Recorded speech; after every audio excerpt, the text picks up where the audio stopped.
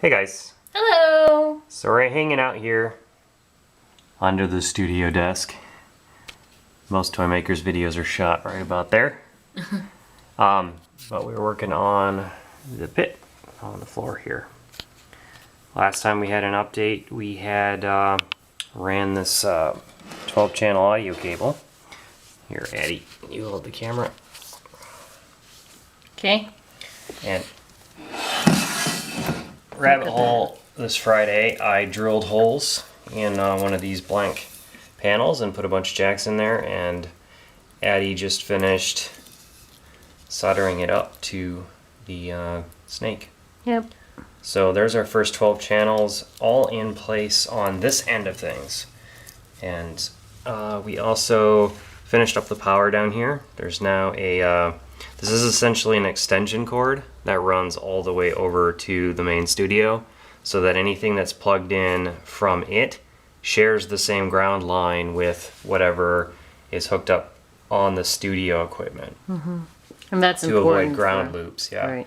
That's not part of the main house system. That is its own separate line. On the end of it, it actually plugs into the power conditioner in the studio rack, and that power conditioner runs off of a UPS, and the UPS runs off of a power strip, like a surge protector, and then the breaker of the house. So this is possibly the most protected outlet in the entire house. There's so many steps between this and the current source.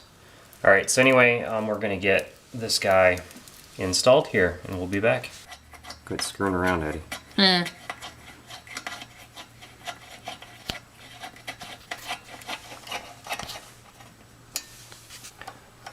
So there's a lot of empty space in here, and that'll probably be for these first 12 go over to the main studio. These are probably going to continue on that way, and then in these we can do whatever we need to for creating things like that is tip ring shield.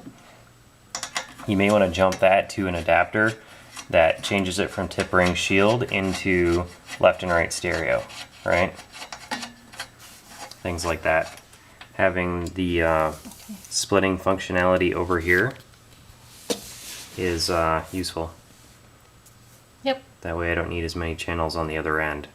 So the 12 channels can be used for, you can send stereo down one and then split it apart here for unbalanced stuff anyway.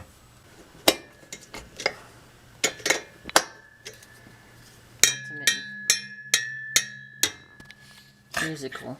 So musical. Excellent. Okay. So now that's that side. So this is one side. Yep. Now we've got another side. And I brought an IEC cord up from that outlet. And that's going to plug into, grab the other end of it here.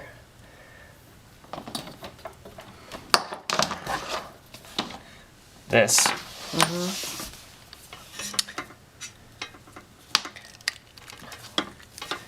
And we'll go see what's on the other end of that. So this is the other end. Of the power cable, yeah. Yes. And this is one we ended up getting from Axeman, which is a local surplus store up in Minneapolis. And Whisker found it. So RPC11FE, and I think this should be -30, but it says -NC. I wasn't able to find any information on that, but I believe this is a 30 amp unit. Basically what it is you've got Ethernet or serial input on it, and over those connections you can control which outlets are on or off. I think it's a 30 because this had a big 30 amp plug on it. Fat plug. We're not using that level of stuff hooked to this, so I swapped it out with a normal 15 amp. But anyway, the unit tested good, and put the new cord on it, and it powers up and all that. So that is going in the top part of the rack. And I think all of our studio items are plugging into it. The stuff over here. Alright, you ready to test the power? Ready to test the power. Alright, I'm gonna plug it in over here. Alright, I'm flipping the switch.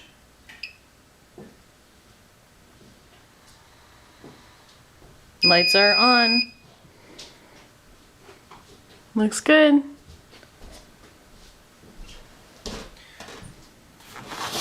Self-test was good. CX light is on. All the outlets are enabled. It has a meter here showing all of the different aspects of the power going on right now. How much voltage there is, how much current we're consuming, all of these things. And if we want, we can jack into this port, turn any of these on or off, or set up alarms over the network for anything like that. We're probably not going to use most of that functionality right now, but it's there. And then these are sensor inputs for temperature sensors. So I could add temperature sensors and stuff like that too, but for right now that's not really important.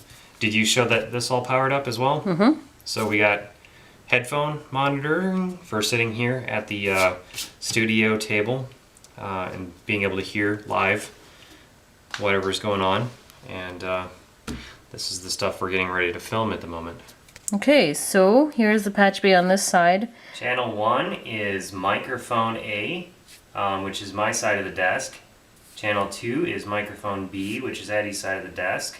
Channel 3 is, let's see, camera. that is the camera audio, the line input on the camera, so that we can send audio back from the recording studio that gets recorded live to the camera while we're recording.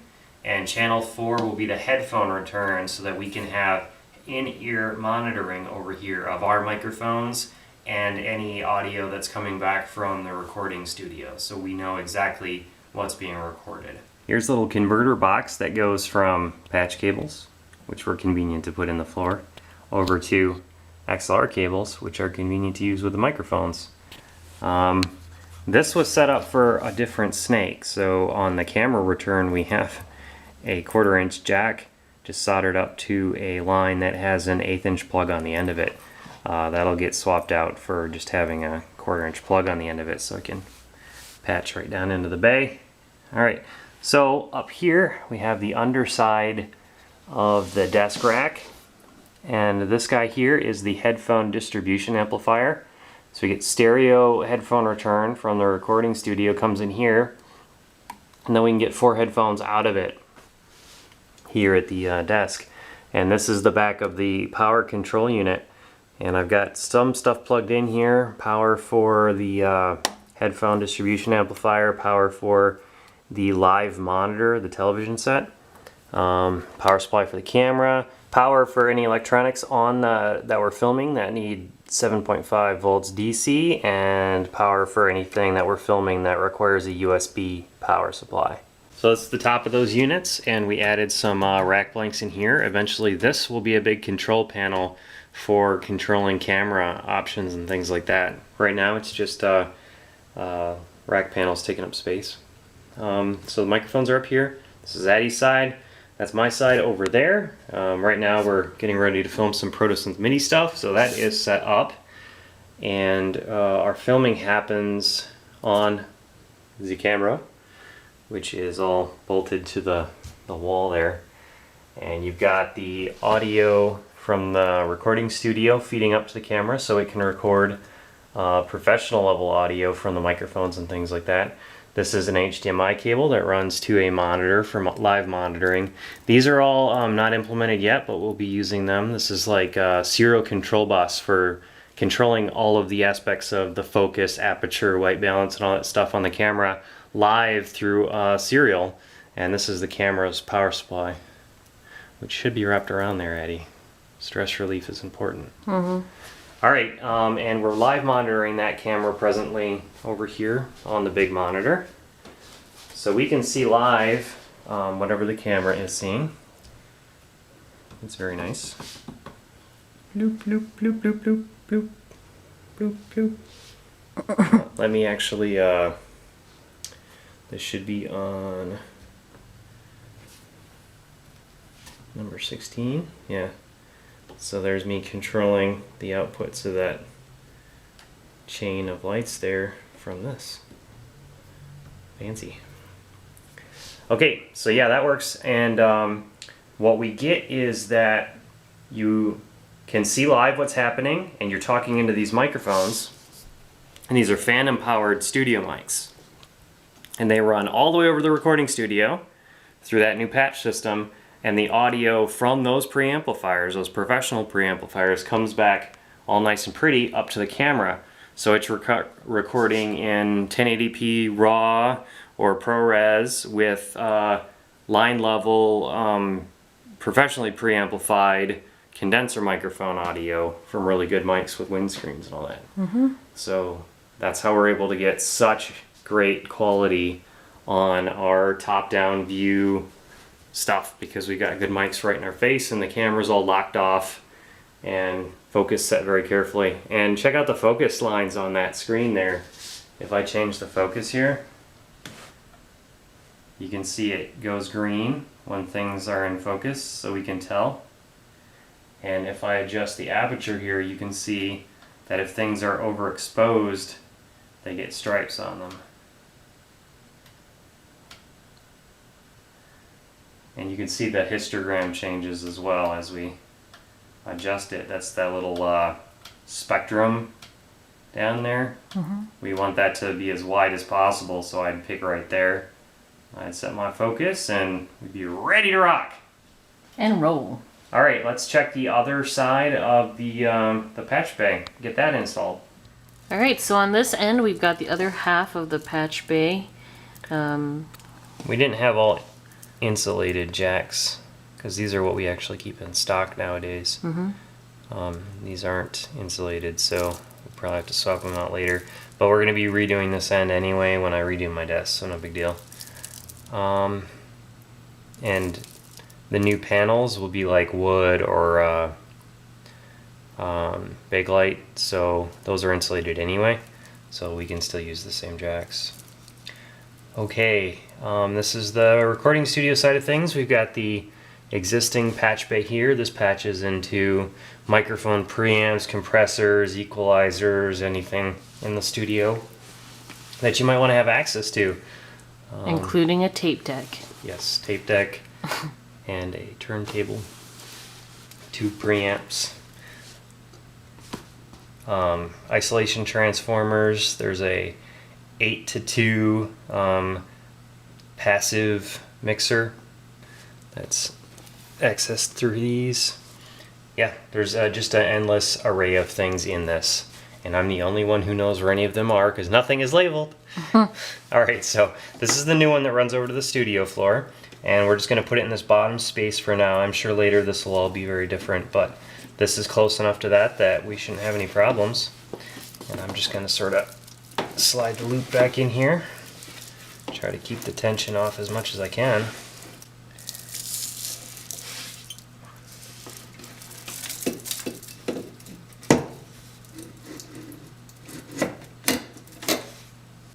Alright, so we'll put this in and come back. 1 and 2 are the mics. Let's see, these are returns from the studio left and right. And then that's a stereo. So this is left and right, and this turns it into stereo on TRS. Okay. And for anyone out there that actually knows what I'm talking about, it makes total sense. For anyone that doesn't know what I mean, you're probably not watching this whole video anyway. Because I know that that's totally thrilling. And I used blue over there for that, right? So, blue for the stereo version of left and right. And that goes to 3, which was our 4. return. Oh, that's camera return. Yep, camera return. Okay. This is the headphone line coming down from the audio interface. Okay. And that one is going into 4. These copy. This, and this, they all copy each other. And these two split off to either one of these two. Both of them are split to left and right there. I see. Theoretically, it should split that one as well, but for some reason my notes on it say only to use the bottom two. I don't know. I don't remember why. I just do what I'm told. You just do what you tell yourself. Yeah. So that's going into 4. And then we've got mics 1 and 2. And I would actually have to look at my cheat sheet. Okay, so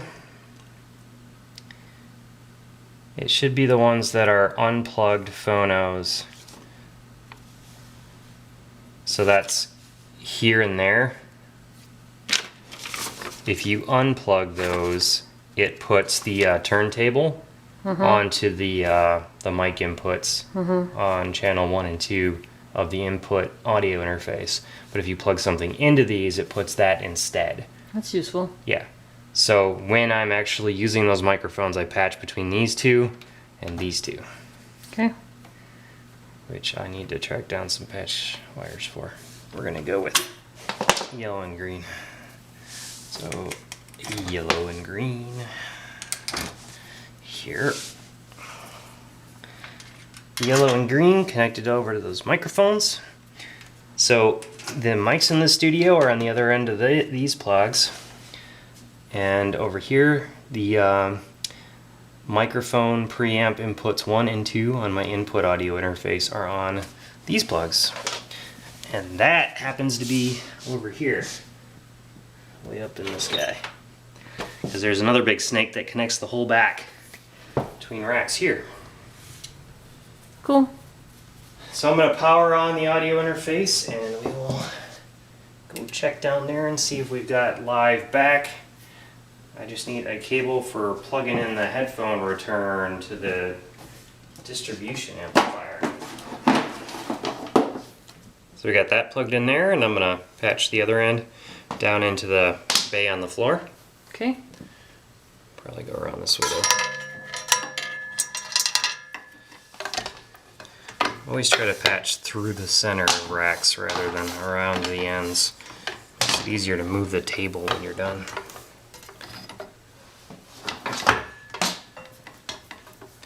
Okay, going down low. And we used 4.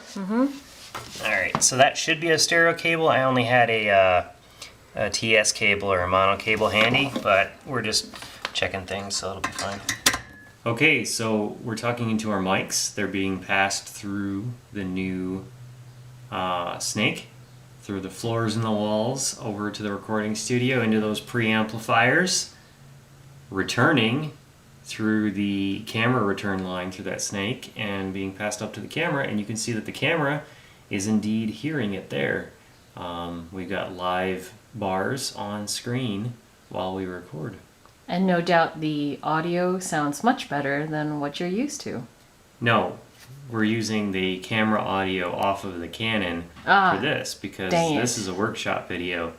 So if you want the actual studio quality recording stuff, you have to go over to the Tymkrs YouTube That's like channel. False advertising. It's not false advertising. This is behind the scenes. Oh yeah, all right. And for the behind the scenes stuff, we're not going to do the full 1080, 60 frames a second raw with professional audio, because honestly, we're pointing a camera at Addie using the wrong screwdriver to put a rack screw in. Hey, it worked, buddy. You don't need that level of quality to capture the moment, I don't think. It worked. And fast. Alright, anyway, thanks for watching, guys. Those are the studio updates for this week. I don't know when the next Wrkshp will be. We never know when we're going to get to work on it. So, but yeah, big progress this week. And be sure, and if you haven't already, subscribe to youtube.com/TYMKRS. That's where all of our fancy PSM Protosynth MIDI videos are going to be showing up. All right. See you guys later. Ciao.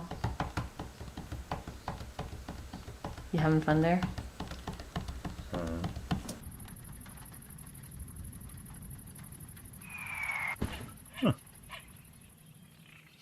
We post videos all the time, so don't forget to subscribe. And follow us on Twitter @TYMKRS.